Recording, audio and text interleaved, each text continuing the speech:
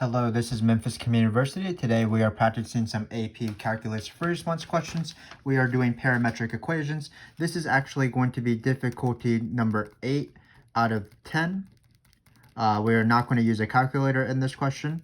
So keep in mind that even though this is a pretty high up difficulty, we go from difficulty 1 through 10 in every single free response question topic, like parametric, accumulation free response questions, graph free response questions, Taylor series, etc.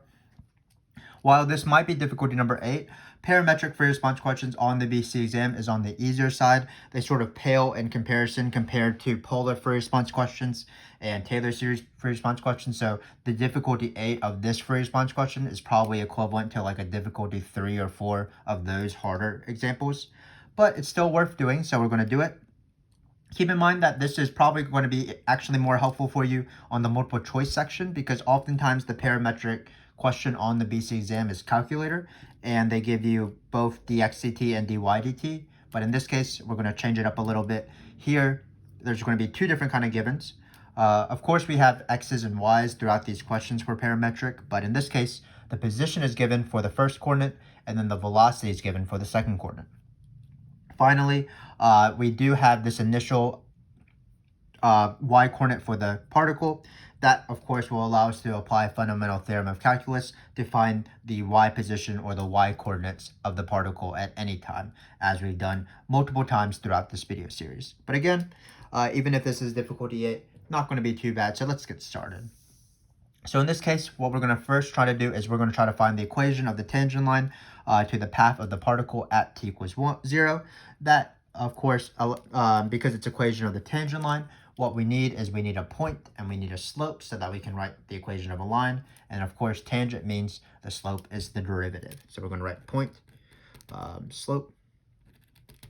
The slope is the derivative. Keep in mind that it's not dy dt or dx dt. The slope of the tangent line is dy dx in the xy plane.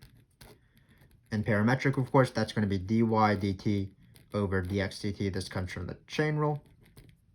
So we will eventually hopefully find the slope and the point.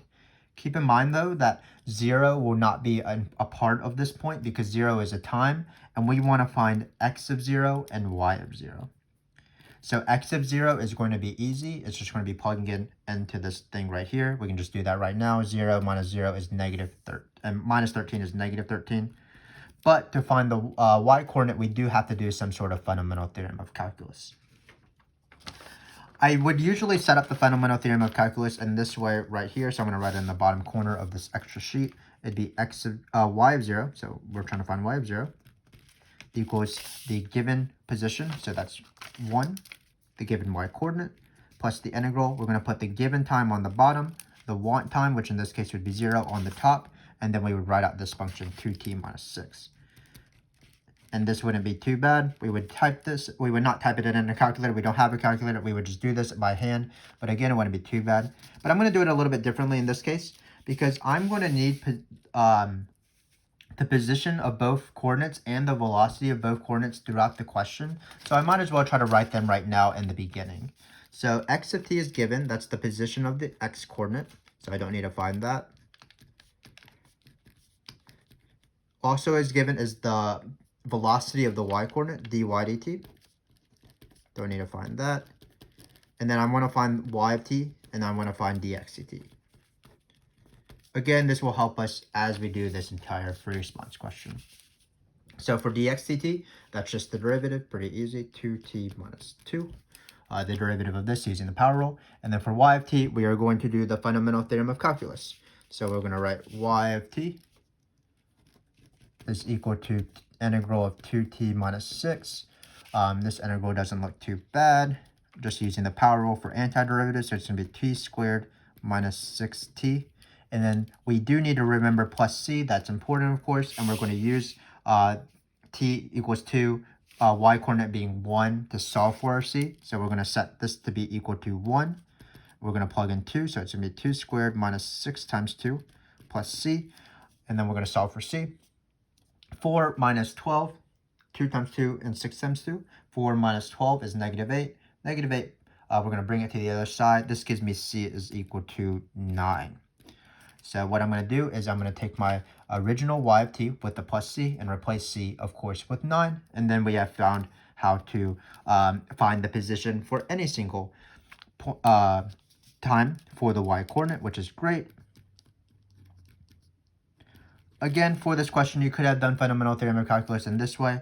This is what I call the fundamental theorem of calculus formula. It's the same thing as the position formula or the amount formula and accumulation fricks or rate in, rate out fricks. But again, it will just be nice and handy to have the positions for both coordinates and the velocities for both coordinates. So let's finish this question from the very beginning. Once we have all this information, it should go by swimmingly. So for the position, what we're going to do is we're going to plug in 0 here because we want to find the particle of the position of the particle at t equals 0. 0 is great because you'll get 9 here. Then to find the derivative, we're going to take one derivative and divide it by the second derivative. When you plug in 0 here, it looks like you're going to get negative 6. And then when you plug it into the dx dt, it looks like you're going to get negative 2. So dy dt over dx dt is 3. So now we are ready for the equation of the line. Y minus 9, y minus the y coordinate equals slope times x minus the x coordinate. So here it's plus 13. And this is, of course, point slope form, which I always write my lines in this form. So again, not any harder than normal. Just each coordinate was a different way to find it. Here the position was given, negative 13. This one we use fundamental theorem of calculus to find, right here. And then for the velocities, now dy dt was given, so that was easy. And then dx dt was just a derivative. And then for equation of the tangent line, which is point and slope, where slope is derivative. Keep in mind that 0 is not part of the point again because that's the time value. And that's how you do equation of the tangent line. So again, not too bad. So let me read you the next question. I sort of butchered the question, but I didn't want to get out another sheet of paper. So we are going to ignore this sort of crossed out. It says, when the particle moves past the point 2, 4, is the particle moving right, up, or left, up, or down? Well, this is governed by dx dt and dy dt at this point. So if dx dt is positive, it will be moving right. If dx dt is negative, it will be moving left. If dy dt is positive, it will be moving up. And if dy dt is negative, it will be moving down. So we do want to find dx dt at a certain number and dy dt at a certain number. Unfortunately, we don't have a time value to plug in. We're not going to plug in 2 and 4 because those are coordinates of the position. So what we need to do is we need to set our position formulas to be equal to 2 and 4 and hope that there's a shared time in between there. So that will be the time that we want. Remember that the most important variable in parametric free multiple choice questions and also parametric free response questions is time. If you don't have time, then you need to find time because you can only plug in time values into all these formulas. For example, we plugged in t equals 0 in the first one into these formulas because it's a time value. In this case, we need to first find a time value. So we want to find when the position is at 2, the x coordinate is at 2, and the y coordinate is at 4. So that's why it was pretty good to find the formulas in the first place, especially y of t, using the fundamental theorem of calculus. So let's do that. So what we're going to do is we are going to set this x position. This is work on the side.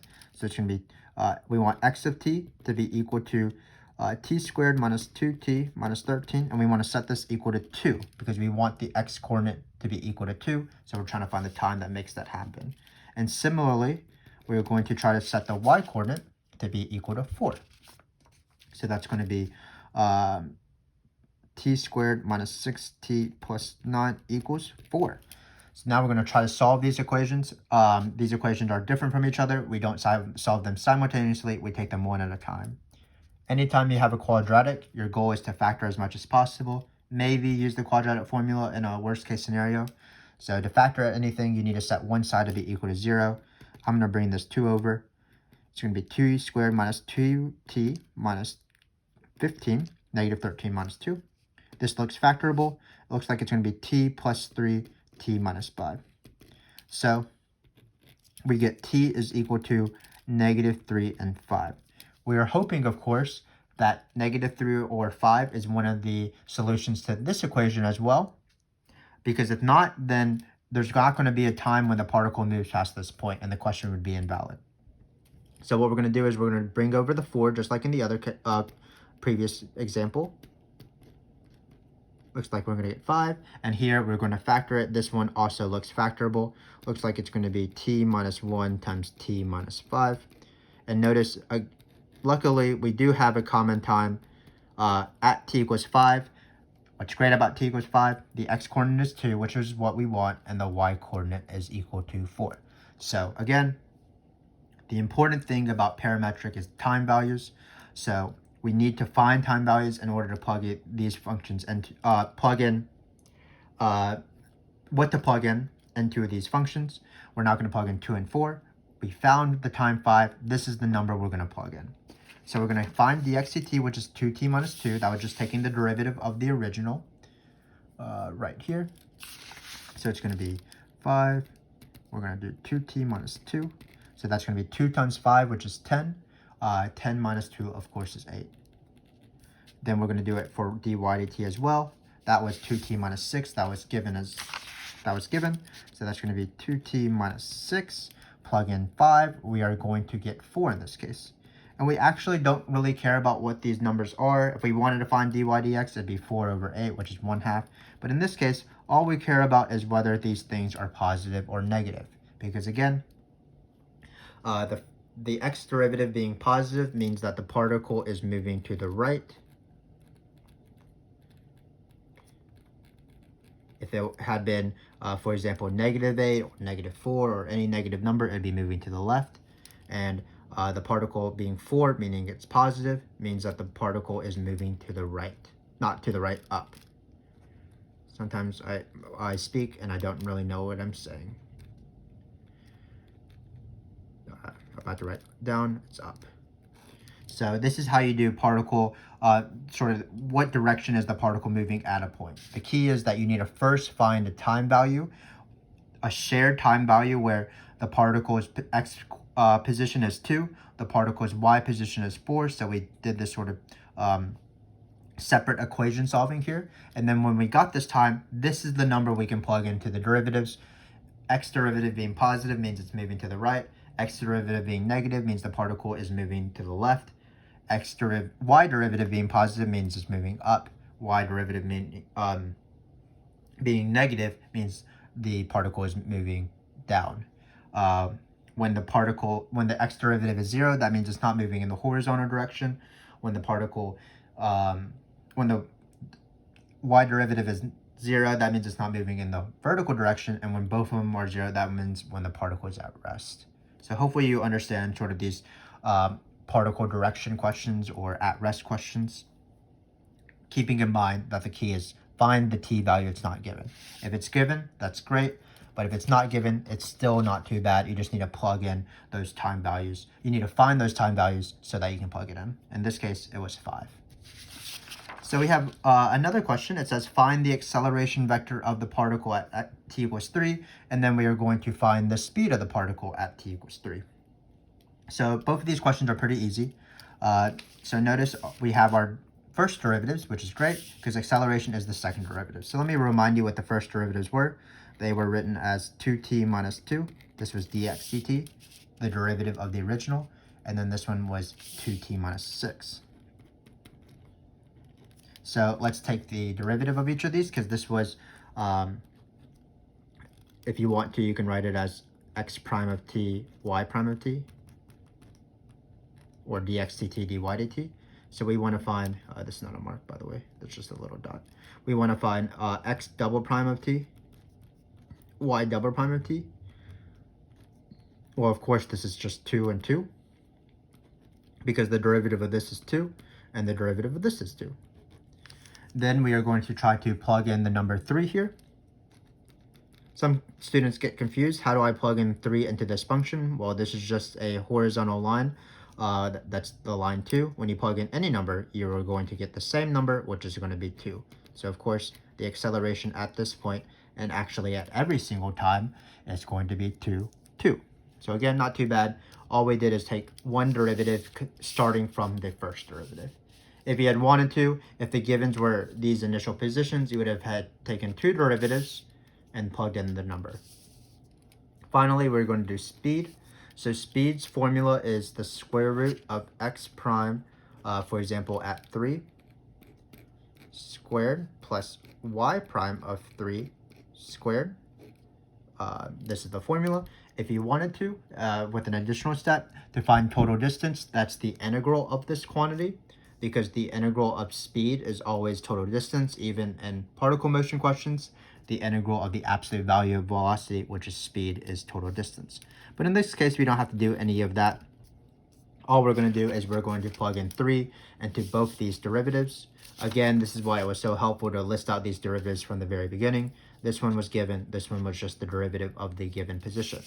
So we're going to plug in 3 here. Let's do that. 3 times 2 is 6. 6 minus 2 is going to be 3. Did I do that right? Oh no, 6 minus 2 of course is 4. See, I can't even do basic math. But 3 times 2 is 6. 6 minus 2 is 4. So it's going to be 4 squared plus, we're going to plug it into this guy now. 3 times 2 is 6. 6 minus 6 is 0. So we're going to get 0 squared. So, of course, square root of 4 squared is going to be 4. So this is the speed. Speed is one of the easiest questions on parametric free response questions. It's sort of the reason why parametric free response questions are the easiest in general, because you just know these formulas. Keep in mind a small thing in that sometimes you're not finding the speed at a number, like in this case where we plugged in 3. Sometimes you're setting the speed to be equal to a number. You want to find the speed and you want to solve for a time that achieves that speed. In that case, you would be plugging in, setting the speed formula and setting it equal to 3, for example. But in this case, both of these questions were not too bad. This has been a fairly easy difficulty number 8 free response question. Finally, we come to a multiple choice question that is often difficult for students, but that's only because they don't really know how to do it. So let's write dx/dt again. And then let's write dy dt. So what some students think is that the second derivative is just the second derivative of y over the second derivative of x, and then you're good to go. But that is unfortunately not right. It is true that dy dx is equal to this one over this one. So it's equal to dy dt over dx dt. That's going to be 2t minus 6 over 2t minus 2. But unfortunately, the second derivative is not just the second derivative over the second derivative, because when you take the derivative when you take the derivative of this, you have to employ the chain rule. Because x is a function of t and t is also a function of x. So when you take its derivative, there is some sort of inside function. When we take the derivative of this, there will be an inside function of t. But what I tell my students is just, you don't have to think about the chain rule too in depth. This is how you find d squared y over dx squared, the second derivative. So what you're going to do is you're going to take the derivative of the thing you just found. So we're going to take the derivative, d dt, of the thing we just found. And then according to the chain rule, we would need to multiply by the derivative of the inside function of t. But so it'd be times dd over dx. But I like to flip that around and say that I'm dividing by dx dt. So the algorithm, if you don't really want to think about the chain rule too much in sort of a theoretical way, all we're going to do is to find the second derivative, we're going to take the derivative of the first one, dy dx, and then we're going to randomly divide by dx dt at the end, and that'll be the second derivative. So let's do that. Let's first find the derivative of this. Of course, this would require a quotient rule. So it's low d high, which is going to be times 2, minus high d low, which is times 2 again, because the derivative of both of these numerator and denominator was 2. We're going to divide it by d low, not d low, low, just the denominator squared. So this was just the derivative of dy dx using the quotient rule, low d high minus high d low over low. And then of course, to finish this off, we randomly divide by dx dt, which is 2t minus 2. So while we're here, we might as well simplify. It's not going to be too bad. It's going to be distributing this 2, it will be 4t minus 4. Distributing this guy, it looks like it's going to be minus 4t plus 12, if you see that, because it'll be 2 times 2t, which is minus, and then it'll be minus 6 times 2, which is minus 12. With this minus distributed, it will be plus 12. Then just keep in mind that these do not cancel out, because you need to, when you're dividing by, when you have a fraction divided by something, you're going to be multiplying by the reciprocal of this. So this is actually going to have 2t minus 2 cubed on the bottom. And then notice these 4t's cancel, which is great. Minus 4 plus 12 is 8. So finally, you're going to get 8 over 2t minus 2 cubed.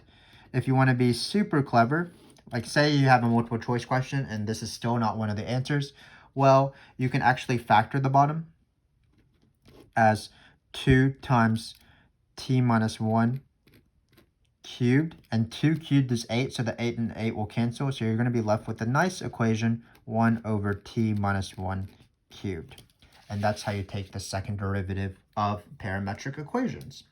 So let me just recap, and I'll recap this question at the very end.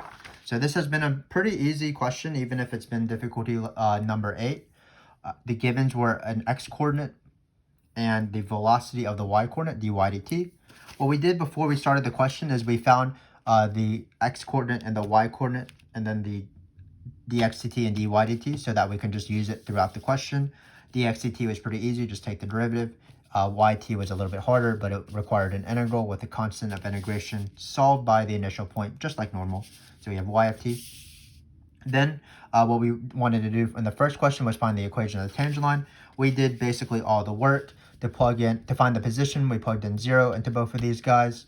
To find the slope, it's dy dx, which is one derivative divided by the other derivative. Again, we had the derivative, so it's pretty easy. So that was that, and then we wrote the equation of the tangent line. Then for what direction is this particle moving at this specific point? Unfortunately, there was no given time, so we couldn't plug in any time values into these given points. So what we had to do is we had to find the time values.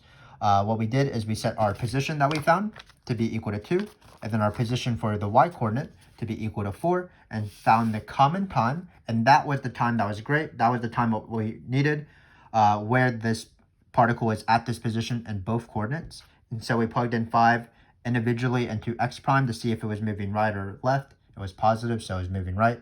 And then also dy dt to see if it's going up or down. It was positive, so it was moving up. So in this case, the particle is moving right and up. The acceleration question was very easy, just taking a derivative of our first derivative and noticing that it's 2. So when you plug in any number, you'll get 2 comma 2. Speed also is very easy. It's just this formula, square root of the derivative squared plus the derivative squared.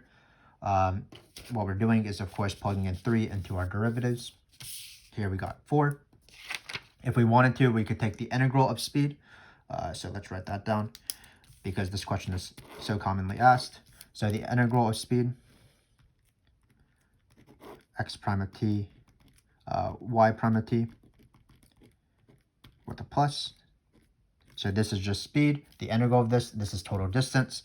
Keep in mind that if they wanted you to find the total distance between 0 and 3, you would only put 0 and 3 on this integral. You would not plug in 3 into this. You need the variables. So this is total distance. This is speed. Finally, we did the rare question of taking the second derivative. This appears more often in the BC multiple choice non-calculator. The College Board deems it a hard question because it comes later on. It is one of the last topics you'll learn in calculus, but it's actually pretty easy. First thing you want to do is you want to find dy dx. That's taking this derivative, dividing it by this derivative. And then finally, to take the second derivative, what you want to do is take the derivative of dy dx, which was this right here, and then randomly divide by dx dt, and simplify if you want. So again, not too hard of a frick. Hopefully you'll join us as we do difficulty 9 and 10 to finish off this series. Hopefully it will be a bit more of a challenge than this one, but sometimes it's great to confidently do work that you know. So, of course, thanks for joining me. I hope to see you in those videos, difficulty 9 and 10. I enjoy hanging out with you guys. Let's just really dominate parametric fricks, especially if they appear on the AP exam. Until next time, thanks again.